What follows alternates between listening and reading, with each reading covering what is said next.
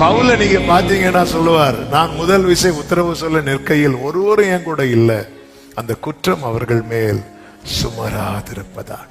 அதை அவன் குற்றப்படுத்தவில்லை.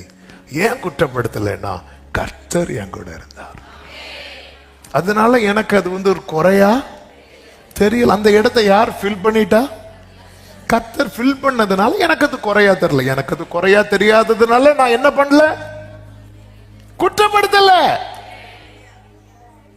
நான் ஒருத்தரை குற்றப்படுத்துறேன் அப்படின்னா இவங்க என்கிட்ட பேச மாட்டேங்கிறாங்க குற்றப்படுத்துறேன்னா அந்த இடத்துல நான் யாரு அந்த இடத்தை யாரு ஃபில் பண்ணலன்னு சொல்றேன் தெரியுமா? கர்த்தர் ஃபில் பண்ணலன்னு சொல்றேன். அதான் ஆண்டவர் மறுதலிக்கிறேன்.